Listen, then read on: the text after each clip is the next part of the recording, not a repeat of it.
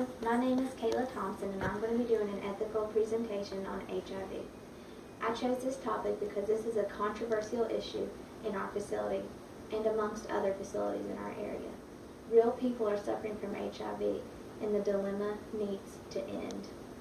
This topic is of interest to me because I want to hear what my fellow co-workers are saying about caring for those with HIV, but I also want them to understand my point of view about caring for those with HIV.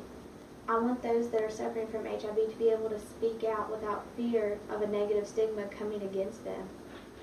How would you feel if your family or you personally was suffering from HIV and someone was disgusted with you, they didn't want to care for you, they were afraid of you? You wouldn't feel very good.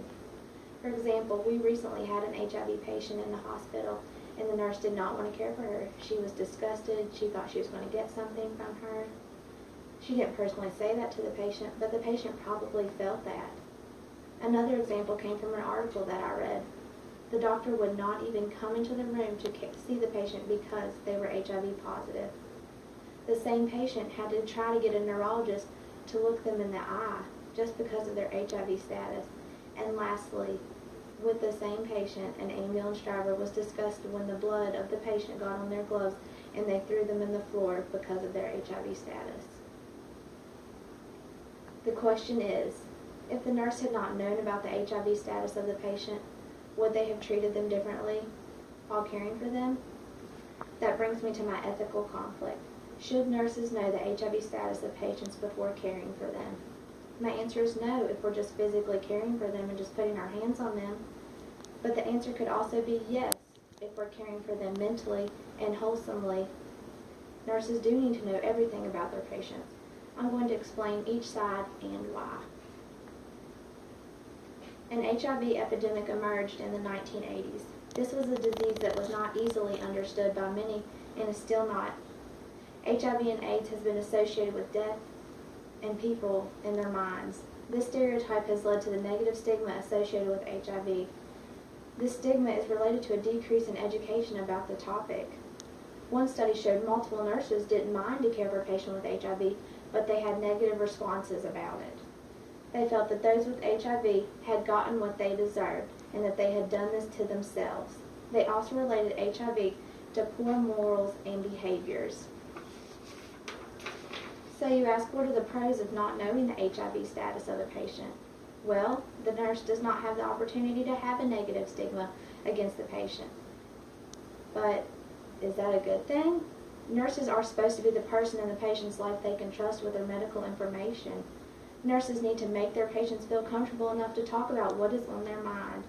Nurses' #1 goal should be doing what is best for the patient. But on the other hand, what are the cons of not knowing the HIV status of the patient? Nurses become more at risk for transmission of disease if standard precautions are not followed.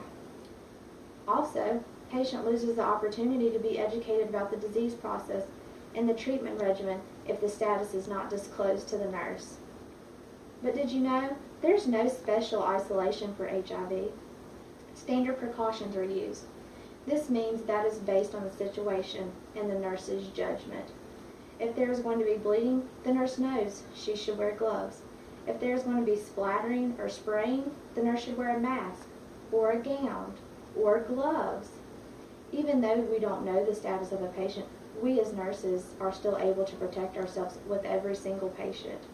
All patients that are HIV positive, they don't all know, they're not all aware.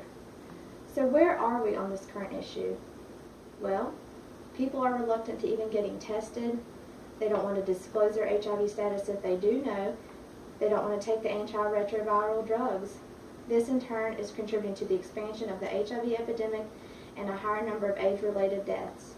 Nurses need to be better educated on how to prevent the spread of disease. The negative stigma needs to be stopped towards the patient so that the patient can have the opportunity for positive outcomes just like you and me. So how is this issue affecting our actual nursing practice? It's given nurses a bad reputation.